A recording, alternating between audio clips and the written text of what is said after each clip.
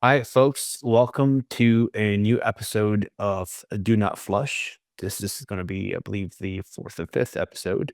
It's going to be titled Do Not Flush Respect.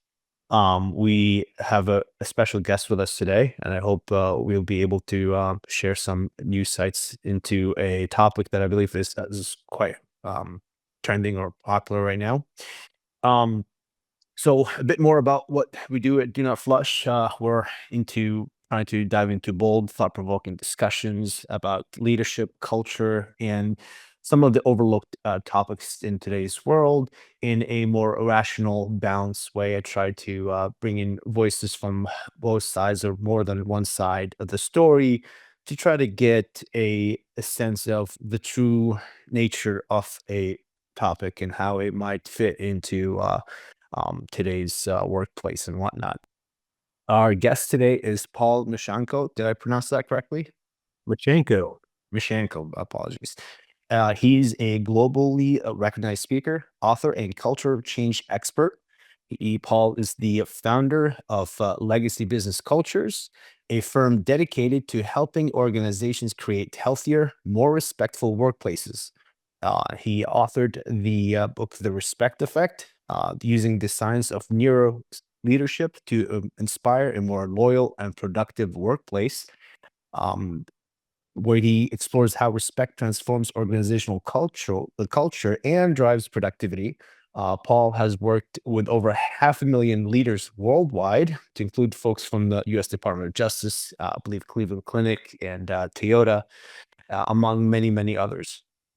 We're also diving into a recent post on LinkedIn by Paul that kind of went viral, and where he talks about a client of his, and I'll let Paul add details to that, that canceled their contract with Paul due to fear of it being seen as a DEI program. So, one of the things that we also try to talk about here today is, where does respect fit in with DEI, if at all? And are things going too far with DEI and or not far enough? And just try to get a balanced view here. Um, Paul, you've had an incredible career spanning decades in leadership development and cultural change. For those unfamiliar with your work, what can you share a bit more about what you do through a Legacy Business Cultures and what inspired you to write the Respect Effect? Well, first of all, thank you for inviting me on your show, Michael. It's hard to believe, but 2025 will mark, especially when we hit May, 28 years that I've been running Legacy Business Cultures. What we do basically is we focus specifically on training and staff development. Diversity and inclusion happens to be one part of that. We do a lot of work in communications training. We do leadership development. We do a lot of work in change management and change enablement. I personally do a lot of coaching also. But running through the center of all of those different topics is what we try to do is just equip people to create or co-create with their peers workplace cultures that are based in civility, respect, adaptability, resilience, um, collaboration, because it doesn't really matter what your business is, what industry you're in. Those are all the things that help people be productive and keep us healthy at the same time. And so that's really, diversity and inclusion, respect, civility. Those are just part of the bigger picture that we help our clients with, trying to create healthy workplace cultures where everybody thrives. Beautiful. And I like the fact that it's kind of backed by neuroscience and how Mhm. you use it to help transform a work culture. Can you give us a snapshot of the science here and what the core message that you believe makes for a powerful driver for organizational Well, success? and I will admit this, the byline, this is actually when McGraw-Hill picked up my book, they were very, they said, "We wanna really focus on this." It's called The Respect Effect, using the science of neuroleadership to inspire a more loyal and productive workplace. Still out on Amazon 10 years later, it's hard to believe. But this was actually central to my kind of putting my toe in the water in this particular area of research and training. Is it is very apparent to you and everybody else who watches this, I'm a white guy. And so I don't have firsthand experiences about experiencing discrimination or prejudice based on the color of my skin, my gender, maybe my age a little bit. I have a few more gray hairs than when I started, but I have never been what would be considered part of the protected classes. And so at the same time, while I was profoundly interested in getting involved with that discussion, because I have so many friends and colleagues who come from such diverse backgrounds, I had to think, what would be my authentic message, and how could I contribute to this in a way that would be new but still equally meaningful?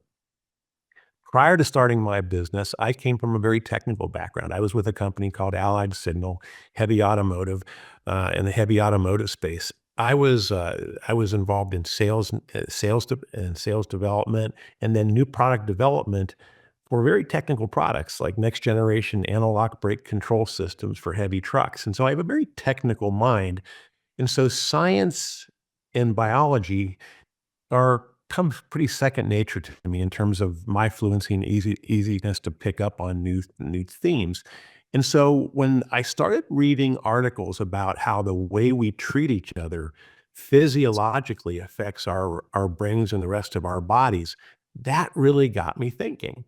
And so I really started thinking, if you look at respect and the behaviors that we associate with treating each other with respect on one hand, what is the chemical response in our brain, and how does that affect everything else in our body? How does it respect me from a physical health standpoint, my ability to be creative, innovative? And then I compare and contrast that with what does being treated with disrespect look like and feel like? And that, I believe, was where I had this huge aha moment. And I thought, you know what? This is my voice. This is my message into why the way we treat each other, both in our one-on-one interactions and then systemically, it's so important because it physically and biologically affects everything else that we do. And how can you give us an example of how that translated into, like, okay, so you go in, you speak with the client, they say, listen, what's the kind of, what would you say are their pain points? One, what is the message, or what is it that you promise them to say, I'm going to be able to help you deliver XYZ? And Sure. how has that delivered or translated into a bottom line impact? I think those are the three things that. Right. Well, one of the biggest things is retention. We we live and have been for quite some time in a very low unemployment environment, right? And when people do leave an organization voluntarily, it is a huge cost because then you have to go through the cost of rehiring. Or first of all, there's recruiting, then there's actually interviewing and hiring, and then there's kind of getting that person up to speed. And so whenever you lose someone and the longer they've been with your organization, the more expensive it is. If you lose people simply because of the way they're being treated, it's like shooting yourself in the foot. The Society for Human Resource Management did research, and so have a lot of other organizations, about what does it actually cost to lose a valued employee. And the numbers range somewhere between 2.5 to 3.5 times their annual salary in terms of lost monetary value to the organization. And so if we can cut that even by a little bit, it doesn't take long to recoup your investment. So that's one of the big things, is it significantly can cut your voluntary turnover numbers. The second thing we've also seen is, and there's been several university studies that back this up, we actually have a higher level of creativity and innovation. And this can be tracked by copyrights, patents filed, Mm. trademarks, all that kind of stuff that we can be like metrics that we use to track innovation. Those go up. Another number that we like to look at, and this is for numbers going down, is the number of EEO complaints, people who file complaints for harassment and discrimination. And so if you look at the dollars involved with any of those, it doesn't take long, if you have a successful program, to recoup your investment in training. And that's, by the way, and I need to kind of clarify that up front. That really is my primary area of expertise. I don't get into staffing and how we, what kind of are we filling certain quotas with these groups of people. My real area of expertise is in the actual training itself. I have a lot of other colleagues who do work in the consulting side, but my real area of expertise is the training. In training, exactly what is it that you do when you train? What's the actual pain point you're addressing specifically here? Because you kind of covered a wide range of items. Right. Well, it's sometimes it's pain points like turnover, EEO complaints, and the number then one of the top terms, and not the number one, but one of the top terms that people find us when they're out typing away on Google is sensitivity training. Now that can mean that Oh, term actually goes back. It's if you follow the history, that term goes back almost 75 years, back to the 1950s. And it means a lot of different things to a lot of people. But basically, if someone's looking for sensitivity training, what that means is they have a group or a certain individuals who are behaving in a manner that is causing unrest with the rest of the workers in their organization. And so that's usually the pain point. There are behaviors that are getting in the way of productive team interactions. can you share a bit, like an example, just so that we can kind of give a little put a little bit of meat on the bone in terms of how some of the audience can relate to some of these issues? I don't want to just keep it high level, but let's try to dive in a bit deeper. What would you say is a a scenario that you can share about, like, an employer came and said, "We have this problem. This is how we realized there was a problem. This is the outcome that we had, and you came in and you consulted, and what was the result?" Sure. Absolutely. Well, so I'll address that, but let me first say that not everybody has a pain point. Some people are being proactive, right? Some people say Interesting. some people say, "We're doing okay right now, but we wanna reinforce that going forward." So we wanna we wanna empower our people to understand more about the dynamics of how we interact with each other and how that affects each other so we can keep doing the things that we're doing that are already working. It's probably 50-50. Half of the people that bring us in don't have a pain point. They're trying to be proactive because they see that we're bringing in people from a more and more diverse background, and we wanna make sure that they continue to be able to collaborate well. So, not really pain, but we don't want pain in the future too. Okay, that's good. That's good. I never thought of it that way. Or Oh, yeah, personally, yeah, yeah. Yeah, so look at it as like an inoculation so that we don't have pain in the future. Now, as far as some of the actual pain points, a single manager or leader with poor people skills can become a liability to their organization in so many different ways. Again, good people with good resumes, they will not stay in an organization where they were not treated with respect and civility. They just won't because there are too many other places they can go.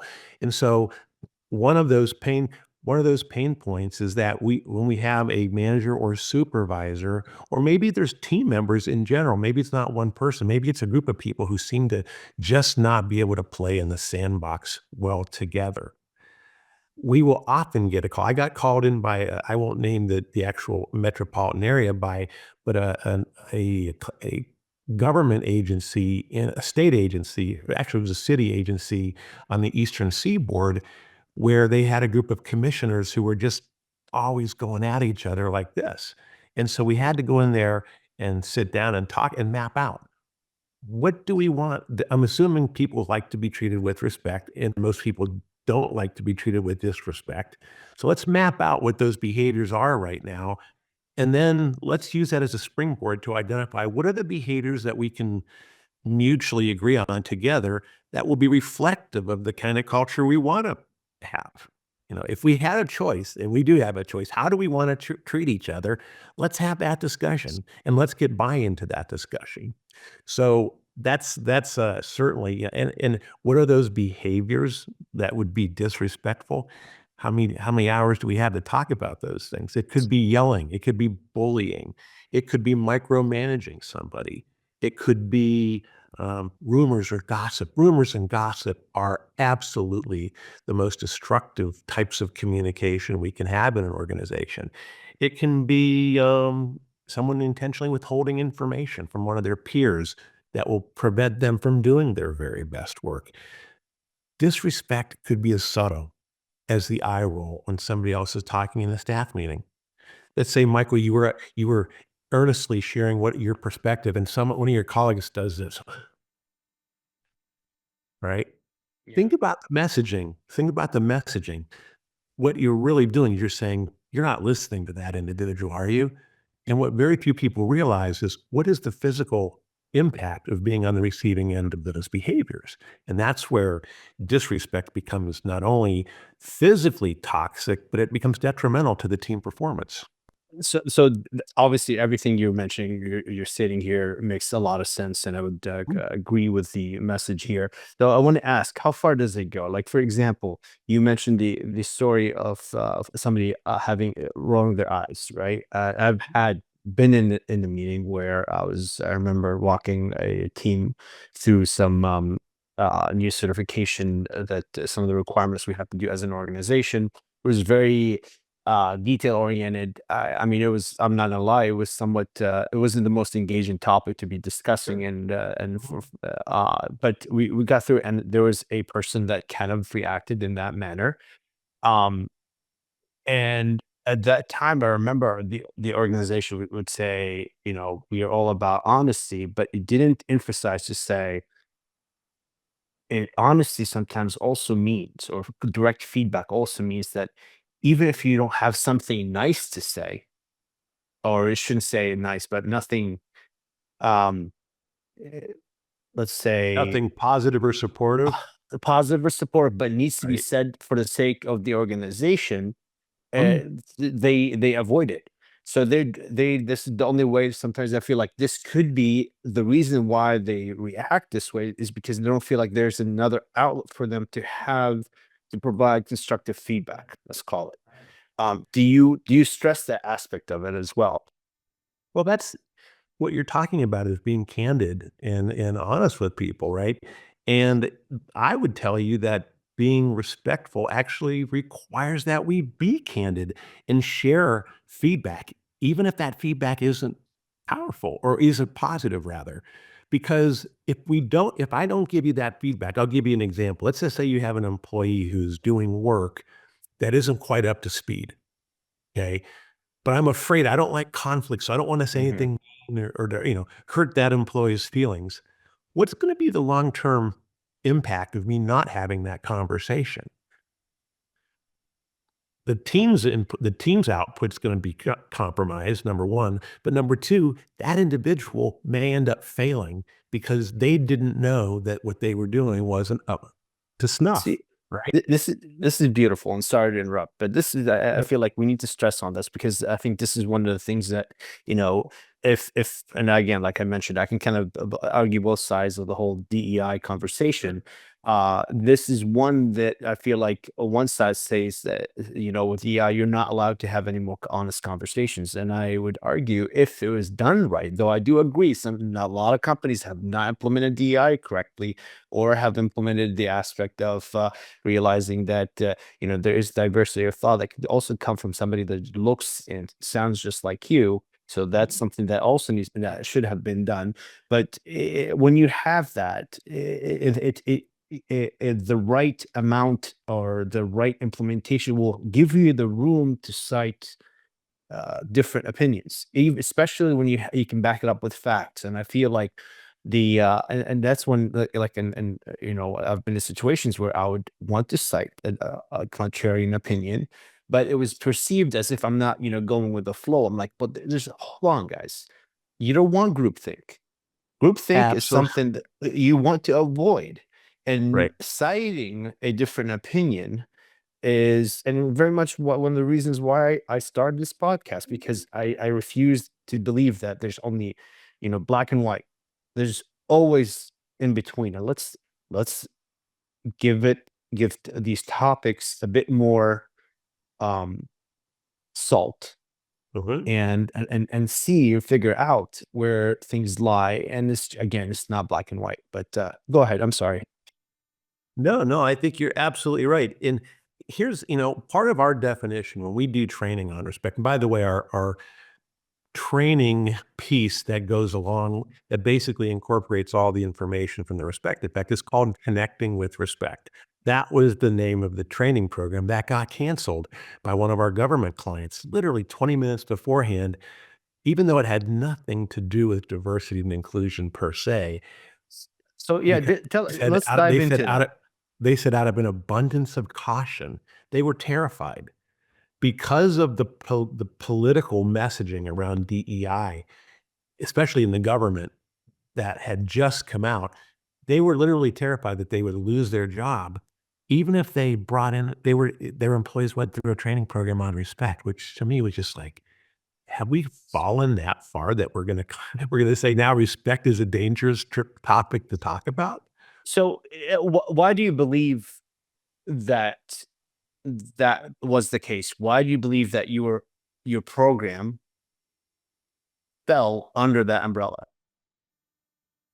Because uh, uh, all I can imagine was because it was fear, because they were afraid that anything talking about how people get along would be potentially grounds for getting them lumped in as you supported something DEI. That's all I can Okay. figure out is it was fear.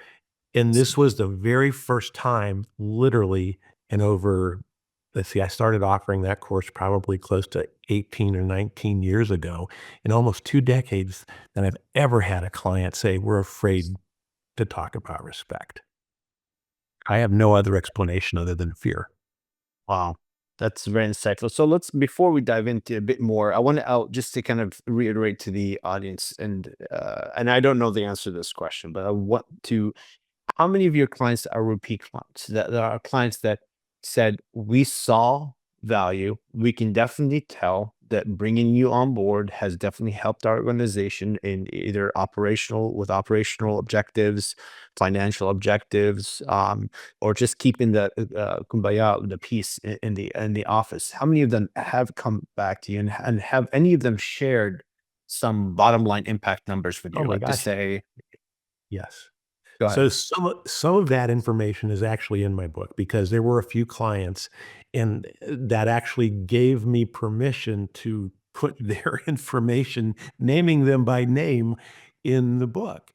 And, I think I'll give you one example. One particular client, and I'm not gonna use specific client names because I don't want them because there are people out there who will go out and actually try to bully. We're seeing this right now. We're corporate clients are being bullied to try to dismantle their DE&I programs. But I have one client that I've been working with since 2009. Multiple clients have not only rolled this training out to all their managers, but a handful of them to all of their employees globally. One particular client in Delaware has rolled this training out to probably close to 70,000 employees in 21 different languages. We Oh, were doing wow. we were doing facilitator training in Sao Paulo, Brazil, Warsaw, Poland, Luxembourg, Mexico City, Canada. And so we've literally and we use their facilitators, their own employees. They said, "We want you guys to be the facilitators so you can be part of the messaging, and you'll even be more encouraged to walk the talk," right? Yeah. I have several clients right now, and next, I literally before our interview today, I just sent out invitations. We have another major manufacturer in the food products industry. We're gonna be training 16 more internal facilitators, all, in Europe, South America, and North America on how to facilitate this training internally. And Yeah, wow. so we started working with them 4 years ago. And so a lot of our clients are repeat customers, and we kinda once they're up and running, we step back into a support mode. Oh, that's beautiful, and I love the whole train to trainer model as well. And Definitely, so and then the why are they investing this? Why are they investing this? Because they tell us People need to hear this because it fundamentally improves the way they interact with each other at work. So, and you don't believe that this is, so you mentioned, so since 2009, if I'm not mistaken. Okay. So would you say their drivers where they driven with political pressure at the time? That's why, or is that one of the reasons why they keep coming back, or is it just genuinely they saw benefits and They don't, well, I'll be honest with you, when we started rolling this program out, we didn't even tie it to diversity and inclusion. It was just, but if you think about it, if we can't treat each other in a manner that makes us feel respected, how are we ever going to get to inclusion? Right. And so the way we kind of look at this is respect and civility are simply the foundation that we can build anything on. We can build diversity and inclusion on it. We can build innovation on it. We can build teamwork on it. We can build collaboration on it. Anything, if we don't have respect, it's kind of hard to go anywhere else. Agreed. That's why I was so surprised when the course was canceled because it's really not overtly about diversity and inclusion. It's just about how we and treat and each other. and and you don't market it that way, correct? You Well, don't we can. market.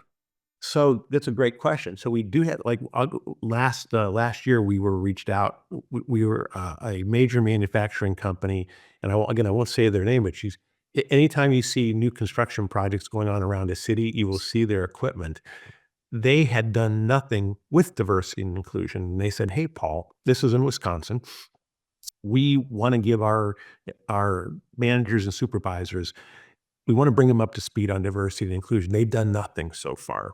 And so what we did was we built a custom 1-day training program for them called Respect and the Road to Inclusion. And what we did was we started with respect, but we used that as the foundation then to build other things more related to inclusion and belonging, just to give them the vocabulary to be familiar with, so they knew at least how to talk about the subject. Got it. And I saw a recent study by McKinsey where they showed that companies in the top quartile for board gender diversity are 27 more likely to outperform financially than those in the bottom quartile. And again, companies in the top quartile for ethnic diversity on executive teams show a 27% financial advantage over others. So, but again, here from what I understand, their data goes back to 2015, which sometimes makes me think maybe they adopted DEI early and likely because they genuinely believed in it. So it's no surprise that they did see the benefits because they genuinely believed it, versus other companies might be adopting it because they are under pressure to replicate these results and might not be able to do so. And if the program is poorly implemented, it could then kind of lead to some of the negative things we hear about DEI or the perceived negative things about DEI. What's your take on that? Well, first of all, DE&I training done poorly can absolutely alienate people. We have never, ever taken the guilt approach. And this is what you hear people pushing back on. Oh, "Well, we don't want our kids or our coworker or our employees to be made to feel guilty." Okay. We have never used that approach. We want to raise people's awareness. What are those things that have systemically and over the course of our history made people feel marginalized? Because if we don't know, if we're ignorant of our own history, how do we keep from preventing that in the future? I personally I was born in the 1960s. I wasn't born during this. Even that was before the civil rights era, for the most, or after the civil rights era for the most part. Even if I didn't personally discriminate against people, is it important that I understand that before me, that was not uncommon? Of course it is. Do I feel guilty for what happened before me? No. But I do feel like knowing that about the people next, knowing about that about people around me, what it does is it equips me to be better, to do better in this generation. I can do better without doing it because I feel guilty. I can do better, be more inclusive simply because that's a reflection of who I am as a person. Doesn't have to be driven by guilt at all. How we actually deliver diversity training per se, if that, if the impact makes people feel resentful, makes them feel guilty, makes them feel that they're targeted, like someone saying, "You've been bad." That's not good. That will almost always backfire because who wants to be told you're bad? And especially you're bad for being white or being male or whatever. That's not, those are not the, those are not takeaways from a well-delivered diversity training curriculum, period. And they will backfire. Now, here's what I will share. The client that I mentioned in Wisconsin, the person who was my key contact, I'm gonna give you his first name was Brian. He admitted to me afterwards, he said, "You know, I was very apprehensive about bringing this kind of training in." And he said, "I almost was like, oh, what are we getting into?" He personally stopped me, um, like, probably 2 weeks into it, we're running another group of people through it. He said, "I have to tell you, this wasn't just good. It was probably the best training I've ever been through in my life." And I said, "Why is that?" He said, "Well, first of all, it wasn't off-putting. It didn't make me feel bad. But secondly, everything that we talked about wasn't just applicable at work. It was also applicable outside of work, in my relationships with Mhm. my family members, my community even, right?" If you have time, I have one very, very funny anecdote. Sure. I was working with a meat producer also in the state of Wisconsin a couple years ago, and after we did the training, I actually got a phone call from not an employee in that company, but the spouse of one of the employees. And this individual said they called our office. I picked up the phone. I said, "Hello, this is Paul Meshanko, Legacy Business Cultures. How can I help?" And she goes, "Oh, my name is so and so, and you don't know me, but you know my spouse. It was my husband, and it was a woman." And she goes, "I'm actually calling to thank you." And I said, "Thank me for what?" She goes, "I don't know what kind of training you're doing over at their company, but I want you to know I got a whole better version of my husband and a better dad for my kids at the same time. So whatever you're doing, keep it up." That's beautiful. When we talk about human interaction, I think that's the beauty of it. If I learn how to treat my coworkers better and they're doing the same thing so I feel better, everybody benefits. And then I can take those same skill sets in back home with me into my interactions with other people as well. That that's very inspiring. It's good to hear. And now it makes me interested also to if you ever have an online version of this class, I'd definitely be interested in it. Um, so You'll I be my guess what guest. I'd love to. Thank you. I'd be honored. So Paul, let me ask you this. So, how do you feel? Do you, with your program, do you ever touch on? Does your program kind of, is there ever an interaction between meritocracy and the respect effect where, The 2 are some not, yeah. So that is a common claim that I think needs to be debunked immediately. There is no inherent conflict between focusing on diversity and inclusion and a meritocracy. Every time, and in fact, if you look at, and I'm gonna do my best to stay away from politics, specific politics, but whenever you hear the term, "Oh, that person was a DEI hire," okay. What you're really saying is the only reason that that person is in that job was because they were from a protected class. They weren't intellectually up to the task of doing that job themselves. I can't think of something more insulting, disdainful, and hurtful to say is that the only reason you're in that job is because, but that's what's happening with our politics right now. People are saying that if you belong to any marginalized group of people, whether it's African Americans, Hispanics, women, that the only reason you're in that job is that's because of the label that I've put on you. How incredibly derogatory. I gotta tell you, I work with some incredibly smart people, and they come from and the way they come packaged has no bearing on why they're smart is the smartest person that I know in that particular area. And so there is no inherent conflict. You can still look for the very best people. And again, I don't see, there's no basis for those two having to be at odds with each other. Our culture has changed from like the 1950s to now. How much of that is just a natural evolution of like, with as time progresses, things have been improved. I know there's a lot. We've had the civil rights movement. We've things. A lot of things have moved and have progressed in a positive manner at a macro scale. Obviously, there's gaps here and there. How much of that do you say just organically happens, and how much is still required? Where we are still required to have programs like yours to come in and say, let's this is something that's needed to help keep the progress moving forward. Does that make sense? Because Yeah. Well, I think if we look at this from a business perspective, that should always be, I think that it is very fair. When you do any kind of diversity initiative, including training, it requires an expenditure of resources. Would you agree? And I think we always have an obligation. And if I'm in a management or leadership role for any company, I'm in a fiduciary role. That means I have an obligation to make sure that we're spending our money in a way that builds capacity, not diminishes capacity. And so that's the lens that we should be looking at.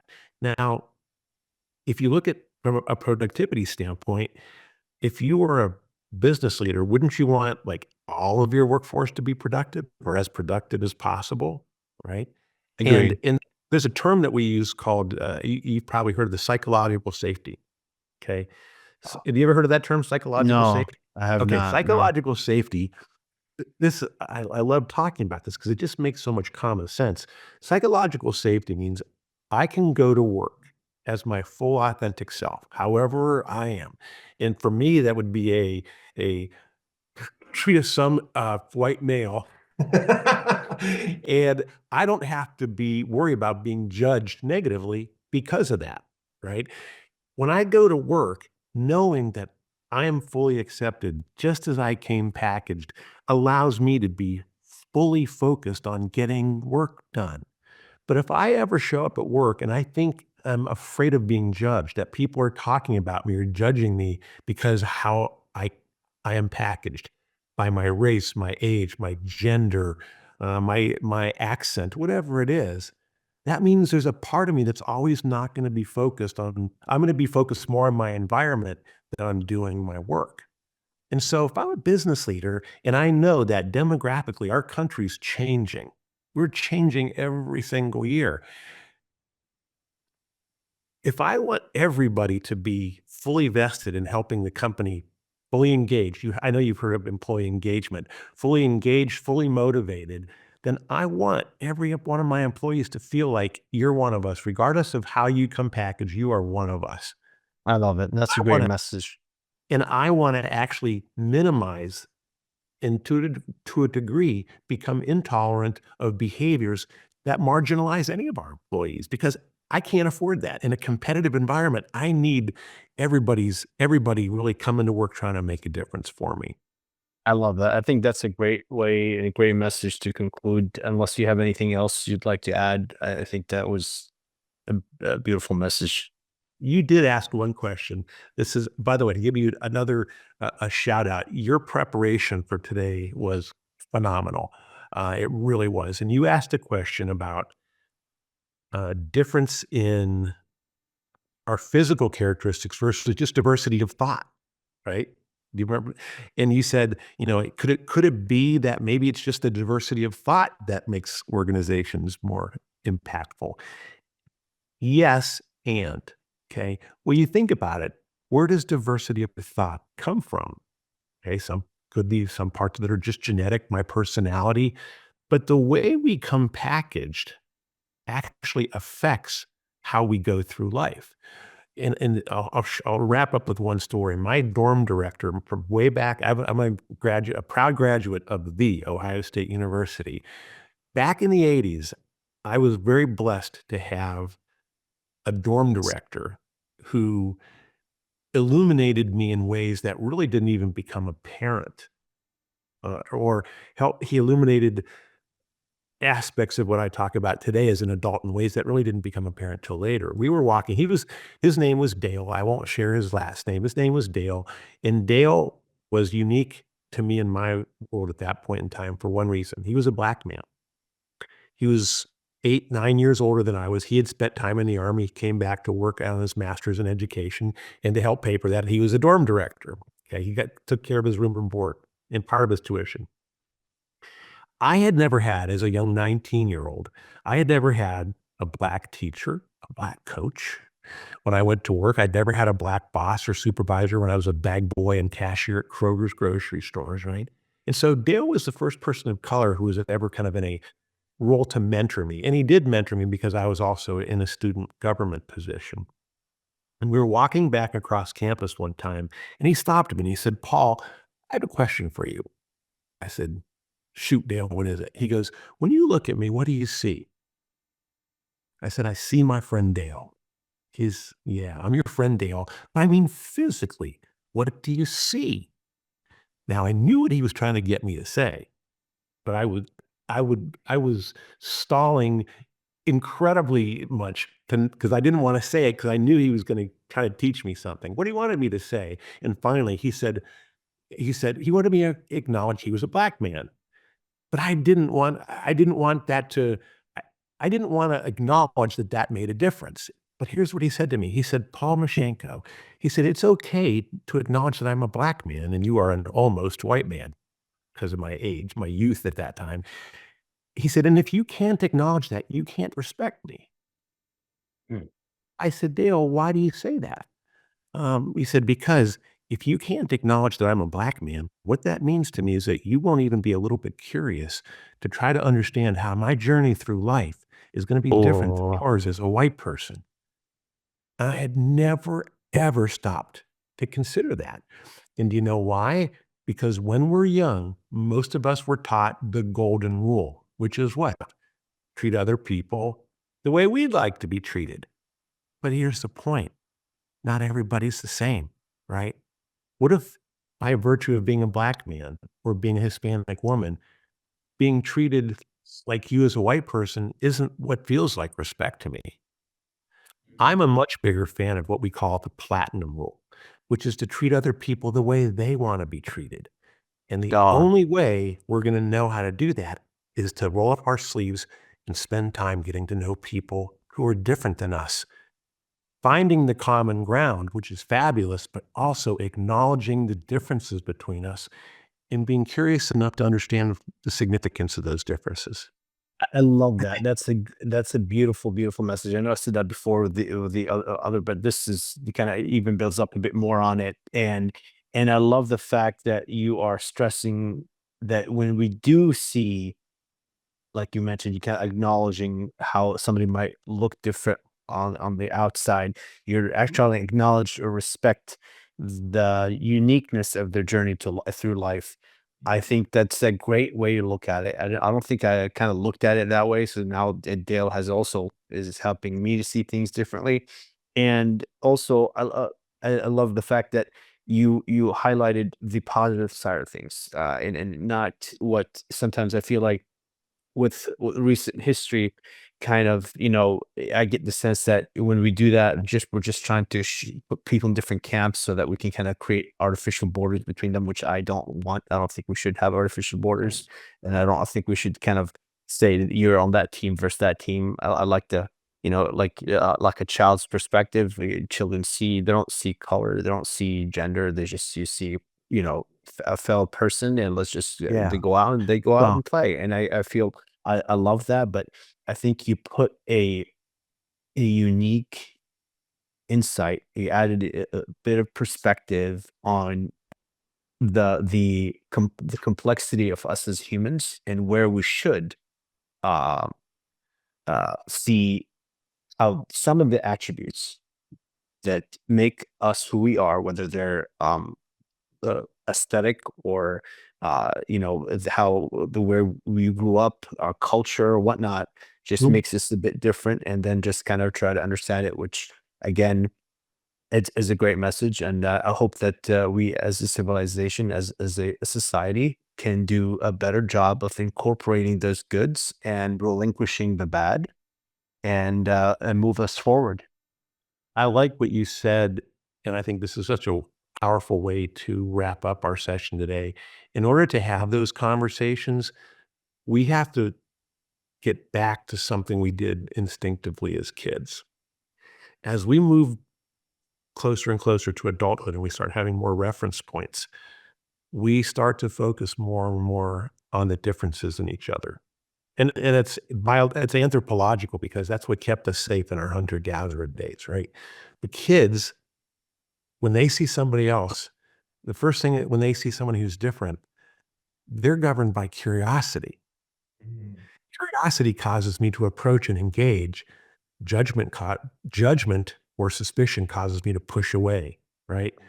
We could all go back and just reignite a little bit of that instinctive curiosity that we had and actually use that to propel us towards engagement and discussion and learning, mutual learning about each other. That's a big step all by itself. Agreed. And hopefully this message gets heard by enough people that we did our part in moving things forward for our fellow. Uh, Every little bit helps. yep. Paul, I cannot thank you enough for your time today. It's been a My pleasure, pleasure. and I look forward to our next interaction. Great. Be well, Michael. Have a great All rest right. of the week. All right. Take care. Bye bye.